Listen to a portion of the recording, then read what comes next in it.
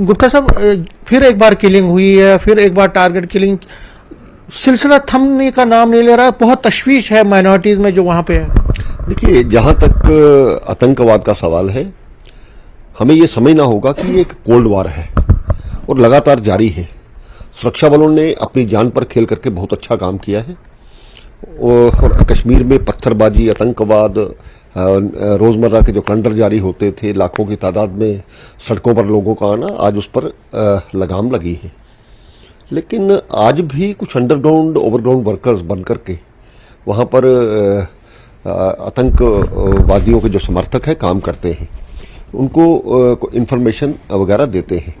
वो जानबूझ करके खबर बनाने के लिए इस प्रकार की घटनाओं को अंजाम देते हैं। कल जो दीपू का वहां पर शहादत हुई है, अपने आप में बड़ी दुख की बात है। और अकेला परिवार में कमाने वाला था, उधमपुर का लड़का था, वो वहां पर सर्कस मेला है वहां पर काम करता था।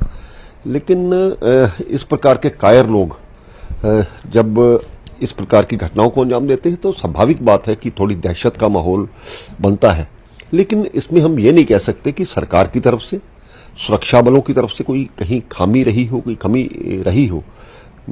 तो कुल मिलाकर के जल्द ही उनको मार भी गिराया जाएगा, लेकिन कुछ लोग जो अभी भी बचे हैं उन पर भी कार्रवाई करने का। लेकिन आप ये कह रहे हैं कि लेकिन पहले से देखिए, पिछले अगर हम 2-3 सालों से देखें, लगातार टारगेट किलिंग सिलसिला जारी है।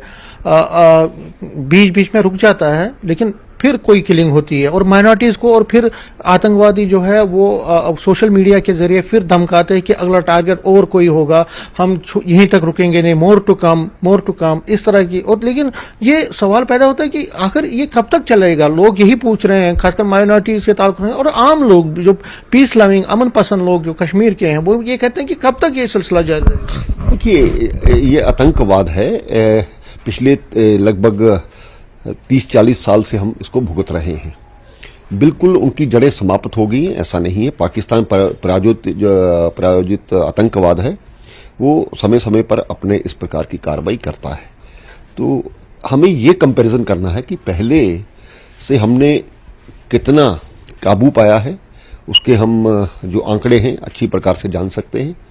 और इस प्रकार के जो इक्का दुक्का गतिविधियां होती हैं, तो मुझे लगता है जल्द उस पर भी लगाम लगेगी।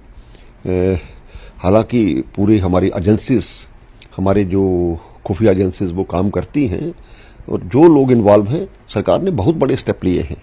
इसमें आपने देखा हुआ कुछ लोगों को नौकरी से निकाला गया, जो आतंकवादियों के रिलेटिव भी थे, जो सरकार में बैठ करके या कहीं डिपार्टमेंट्स में बैठ करके करते थे, उन पर भी चेक लगाया गया।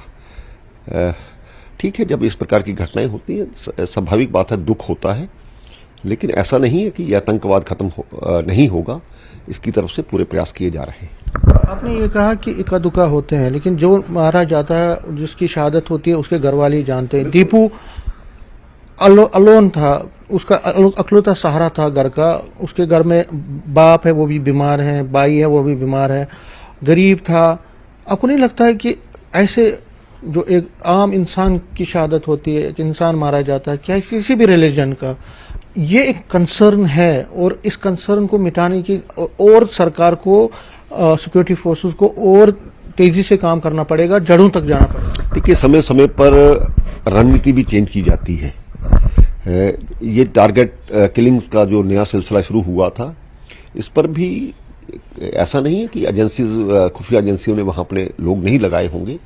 ठीक है कि जो लोग वहां पर हमारे माइनॉरिटीज के एम्प्लॉइज हैं, उनको टारगेट किया जाता है, दहशत बनाने की माहौल पैदा किया जाता है। लेकिन एक बात ये भी कहना होगा कि अगर हम सभी को यहां बुला लेते हैं, ट्रांसफर कर देते हैं, वो मिलिटेंसी के आगे सरेंडर करना होगा। सरकार सोच समझ करके कोई भी कदम उठाती है, तो मुझे विश्वास है कि जिस प्रकार से हमारे सुरक्षा बल काम कर रहे हैं कश्मीर में, तो आने वाले दिन अच्छे दिन आए।